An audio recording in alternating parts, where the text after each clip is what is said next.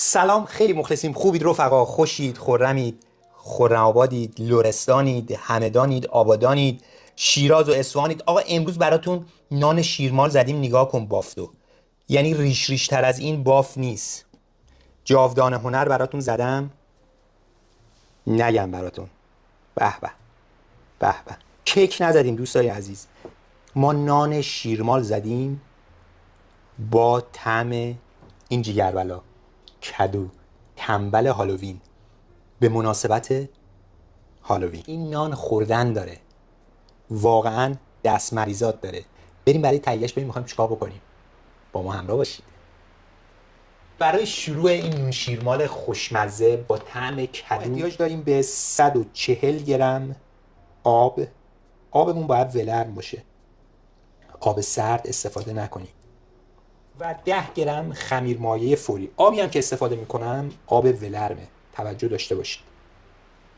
خمیر مایع فوری 10 گرم هم زدیم با آب ولرم. بعد از اینکه پودر خمیر مایع فوریمون رو قاطی کردیم با آب ولرم، میذاریم 5 دقیقه استراحت بکنه که مطمئن بشیم پودر خمیر مایعمون کار میکنه یا نه. اینم یه روشیه که خیلی استفاده میکنن، خیلی هم استفاده نمیکنن، ولی اگر مطمئنید به پودر خمیر مایعتون احتیاجی به امتحان کردنش نیست. پس اینو ما میذاریم، بهتونم نشون میدم که به چه شکل میشه. دوستای عزیز بریم برای بقیه کار. من اینجا 500 گرم آرد نونپزی دارم. آردی که من استفاده میکنم آرد نونپزی با 12 گرم پروتئین هست. و خیلی سوال میکنم مارک آردتون چیه؟ این رایج ترین مارکیه که ما توی سوئد داریم استفاده میکنیم و آرد خوبی هم هست. بریم برای بقیه کار. 30 گرم شیر خوش دارم من اینجا، میریزم داخل مواد خشکم. مارک شیر خشکمون هم بهتون نشون بدم، مارک نیدویی که همه جا هست، همه جای دنیا پیدا میشه. شکر 60 گرم اضافه میکنیم، نمک 5 گرم. مواد خشک من با هم میزنم. پودر خمیر مایع و آب ولرمی که از قبل آماده کرده بودیم، ببینید روش به محض اینکه حباب گرفت و کفای ریز ایجاد شد، این خمیر مایع دیگه کار میکنه. میریزمش رو مواد خشک در جا. 2 عدد تخم مرغ دارم، میشکونم در جا روی مواد. در نهایت 240 گرم پوره کدو حلوایی من اضافه میکنم داخل مواد. البته یه اشتباه لپی شد اینجا، من میخواستم بگم پوره کدو تنبل، گفتم کدو حلوایی. پوره کدو تنبل ما استفاده میکنیم. البته از پوره کدو حلوایی هم میتونید استفاده کنید، خیلی هم خوشمزه است. میذاریم داخل ماشین، همه مواد رو میذاریم تا کاملا مواد با هم ترکیب بشه.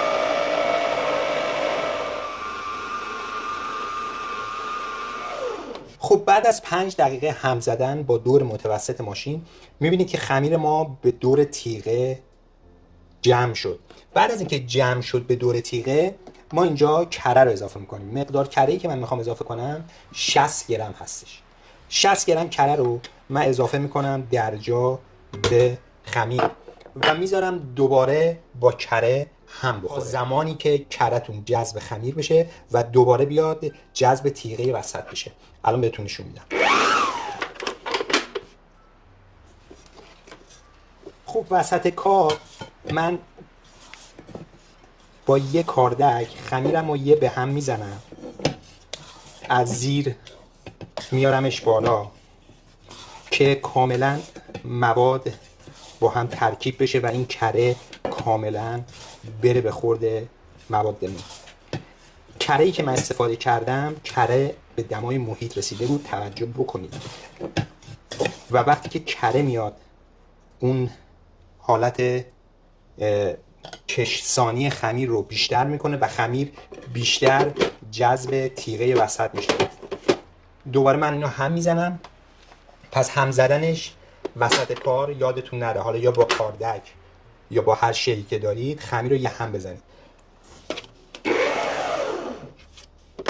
خب خمیر ما کاملا چسبید به تیغه و کاسه دورمون هم تقریبا تمیز شد و هیچ خمیری به دور کاسه نموند و همه جذب تیغه شد. تست خمیر یا تست همون پنجره مرسوم میگیرم براتون. خمیرمون بسیار عالی شد، ببینید کاملا کش میاد و بافتش عالیه. و اینو من الان میخوام بفرستم برای استراحت. سری اول بدون کره من جمعاً 5 دقیقه هم زدم. سری دوم با کره 10 الی 15 دقیقه. شما باید مطمئن بشید که خمیرتون به تیغه جذب میشه و با دورتون اصلا هم نزنید، چون که خمیرتون ممکنه خمیرتون از دست بره، بپزه، گرم بشه. اون حال و هوای خمیرتون رو باید حفظ بکنید. با دور متوسط این خمیر رو من از کاسه میکشم بیرون. خمیر رو من انتقال دادم به روی میز کارم. اینو میخوام بذارم برای استراحت. من اینجوری جمعش میکنم خمیر رو.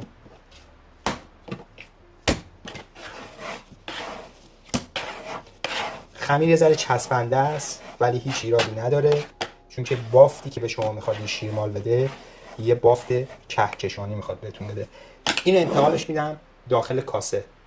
من اینو روشو پوشوندم با محافظ غذا، 2 قبضه میذارم برای 1 ساعت استراحت. 1 ساعتی که من روی میز کار خونمون میذارم استراحت، دمای خونه ما 22 تا 23 درجه است. اگر دمای خونتون در این حد بذارید روی میز کار. اگر خیلی گرم جایی که دارید کار میکنید، توی یخچال این خمیر استراحت کنه خیلی بهتره. بریم تا 1 ساعت دیگه برگردیم و مزاحم روی ماهتون بشم. با ما همراه باشید، ما رو دنبال کنید. برگشتیم بعد از 1 ساعت دقیقاً. خمیر ما سایزش 2 برابر شد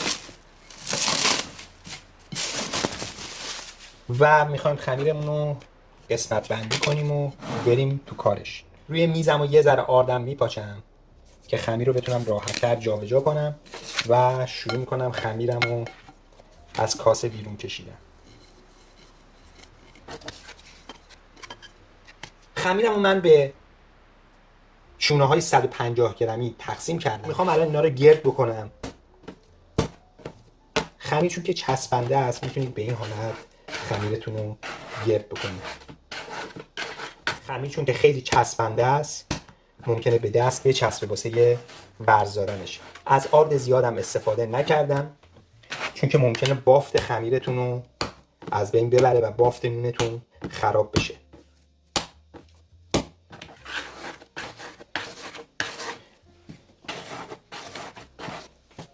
خب خمیرها رو من گرد کردم.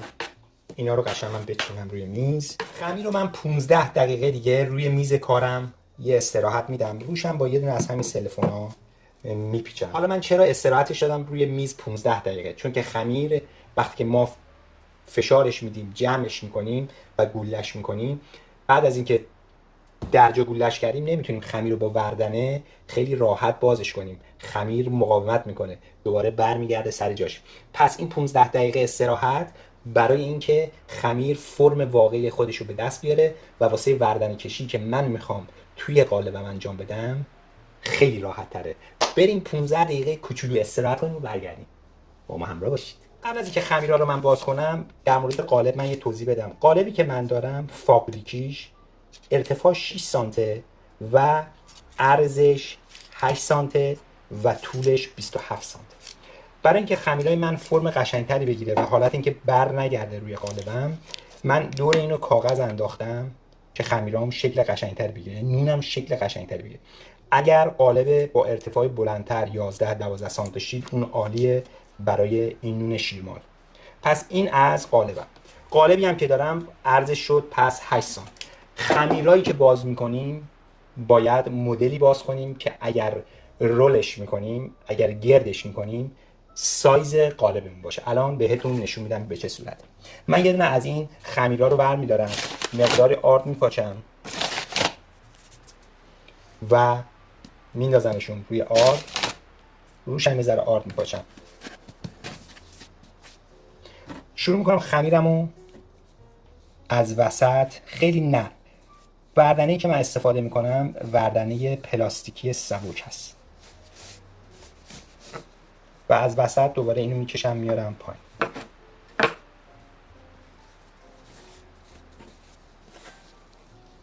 خب خمیری که من باز کردم الان عرضش تقریبا 10 سانته. خب دوستای عزیز، من میتونم عرضش رو یه ذره بیشتر از 10 سانت بکنم. این از این حالت مستطیلی خمیر حفظه، درسته؟ این الان لایه‌های خمیر رو میارم روی خمیر، این لاشو، و میدوزم به هم و شروع میکنم این لایه رو پرس کردن روی لایه اولی و این لایه دومی رو به همین صورت جمع میکنیم روی این لایه.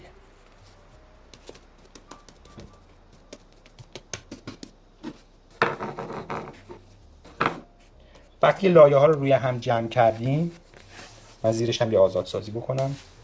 خب ببینید الان این خمیری که من باز کردم، لایه ها رو بستم روی هم، عرضش نسبتاً 5 سانته. ما یه 3 سانت دیگه میخوایم چون قالب ما عرضش 8 سانتیه. پس چیکار میکنیم؟ من یه ذره آرد میزنم روی این و شروع میکنم اینو خیلی لطیف از عرض باز کردن که تقریبا به اون عرض 8 سانت قالبمون برسیم.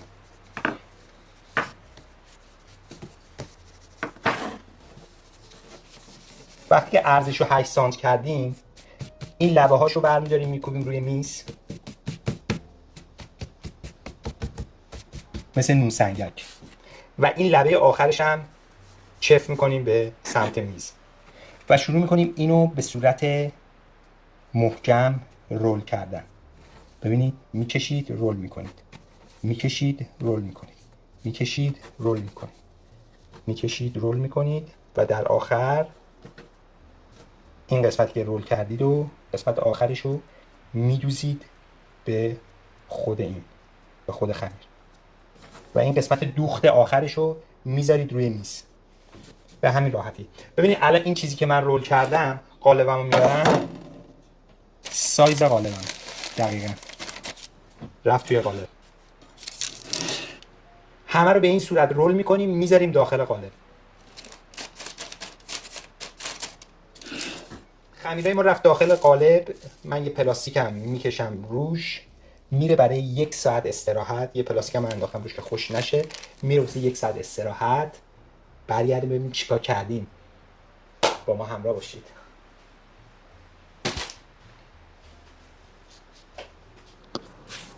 برگشتیم بعد از 1 ساعت و پف نهایی شیرمال کدو تنبل ما به پایان رسید و الان من یه ذره خیلی مقداری کمی آب میمالم روش که یه ذره از اون حالت خشکی گرفته بشه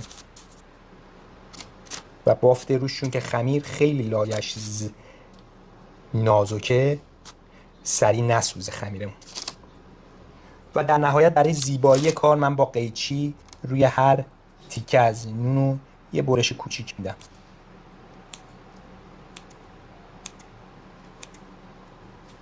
بریم بذاریمش داخل فر. دمای فر 180 درجه سانتیگراد، فر بالا پایین همزمان روشن و به مدت 25 الی نیم ساعت فرم از قبل روشن کرده باشه. حتما گرم باشه.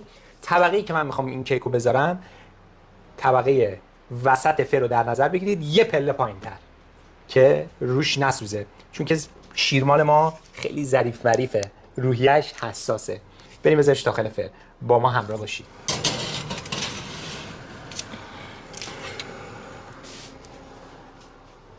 اینم از شیرمال ما. به به، عجب جاودان هنریش. بذاریم یه ذره سرد بشه، از قالب درش بیاریم. این هم از اثر هنری ما، نان شیرمال با طعم کدو تنبل به مناسبت هالووین.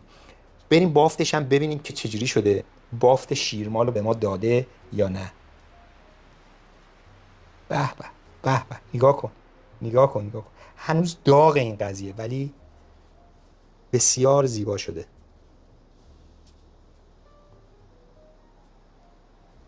اینم از ریش ریشاش نگاه کن. این جاودان هنره. کیک نزدیم ما، شیرمال زدیم. باید بافت درونش به صورت ریش ریش باشد. به به.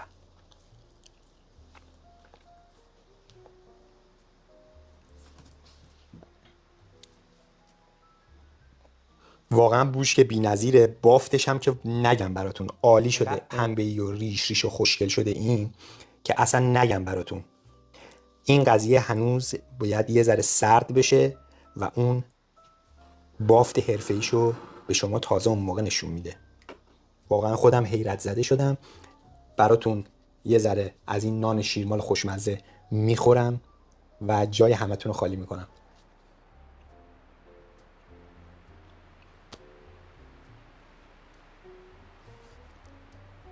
سبک، بسیار شیرینی ملایم و طعمی به یاد ماندنی. یعنی این از اون نون شیرمالاییه که شما بزنی دوست داری هر هفته تو خونت این کارو بکنی، این کارو امتحان بکنی، این نونو بزنی و لذتش ببری. امیدوارم که این جاودانه هنر رو تو خونه هاتون بزنید و لذتش رو ببرید و دستپختتون رو به رخ دیگران بکشید و لنگو براتون پهن کنن و آویزون کنن و برن خونه هاشون بگن دیگه آقا کار تو درسته دیگه، ما زدیم تو گاراژ. لایک و سابسکرایب یادتون نره، کامنت هم برامون بنویسید. تا یه ویدیو دیگه، تا یه کار جدید دیگه، خانم آقایان خدا نگهدار. اینم اوس داشت نه؟ اوس. خدا نگهدار.